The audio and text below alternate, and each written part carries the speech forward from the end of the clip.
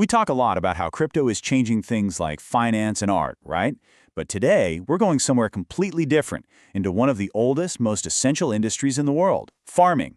We're going to look at how the blockchain is basically writing a new kind of farmer's almanac, but this one is written entirely in code. So let's just start with this question. I want you to imagine an insurance policy where if something goes wrong, the money you're owed just shows up. That's it. No phone calls, no stacks of paperwork, no adjusters having to come out and argue with you.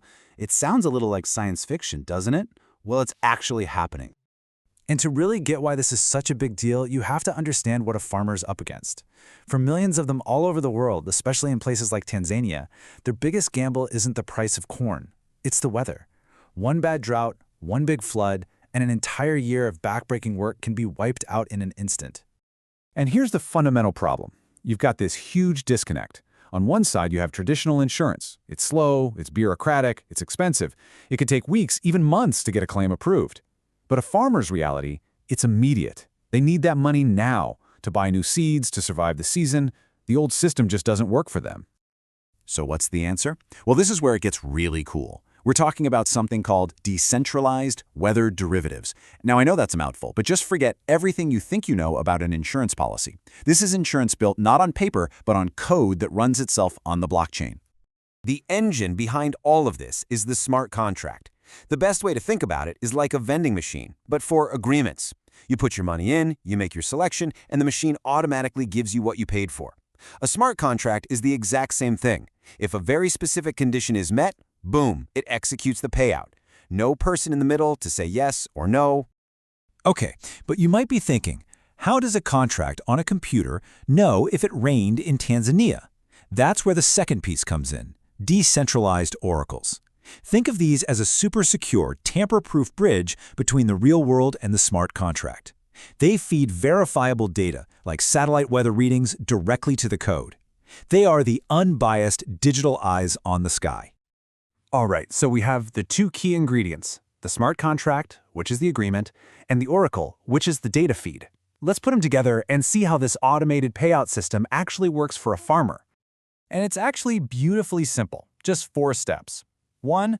A farmer buys a smart contract that says, I get paid if rainfall in my specific area is less than 50 millimeters in May. 2. The Oracle network keeps a constant eye on trusted satellite data for that exact spot. 3. The data comes in. Let's say it was only 49 millimeters. The condition of the contract was officially breached. And 4. The payout is instantly, automatically sent to the farmer's digital wallet. Done. And what's so powerful about this is that there's zero room for argument. The condition is binary. It's a simple yes or no based on cold, hard data. Did it rain more than 50 millimeters? Yes or no? The Oracle provides the answer, and the code does its job. There's no debate, no dispute, no delay. This quote from the source material just says it all perfectly. The payout is determined by code, not by a committee. You're literally replacing a room full of underwriters and claims adjusters with a transparent piece of code. Your financial safety net is based on math, not on maybes. So this is way more than just a neat piece of tech. It's a powerful new financial shield. Let's dig into the real-world impact this has, not just for the farmer, but for the entire agricultural world. I mean, just look at this number. When you take out all the adjusters, all the paperwork, all that administrative friction, the cost of running the insurance program just plummets. We're talking about cutting overhead by as much as 80%. And what that really means is the insurance itself becomes dramatically cheaper and more affordable for everyone. And that affordability creates these incredible ripple effects. This isn't just about a payout after a bad harvest. It's about giving a farmer the economic stability they need to go to a bank and get a loan. It lets them invest in better seeds, better equipment. It's a guarantee that one bad season isn't going to destroy their livelihood. That's a total game changer. And maybe the biggest impact of all is who this opens the door for. Because it's so much cheaper and completely automated, this tech brings in millions of smallholder farmers who are totally locked out of the traditional insurance market. For the first time, they can get the financial protection they've always needed. Now, as amazing as this all sounds, it's not a magic bullet. There are still some pretty big hurdles to overcome. But at the same time, the potential for this idea to go way beyond the farm is, well, it's huge. So, on the one hand, the whole system lives and dies by the quality of its data and its code. The oracles have to be secure. The smart contracts have to be bug-free. They have to be perfect. But on the other hand, just think about where else this could go. You could apply the same model to logistics, ensuring against shipping delays caused by a hurricane, or to the energy sector, hedging a solar farm against a string of cloudy days. So what's the big takeaway from all this?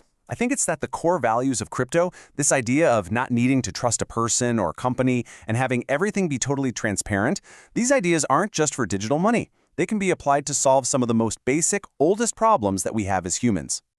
And that really leaves us with a final thought to chew on. If we can use lines of code to create a safety net for farming, arguably the oldest industry in the world, what's next? What other massive, foundational parts of our economy are just waiting for this same kind of reinvention? It's pretty exciting to think about.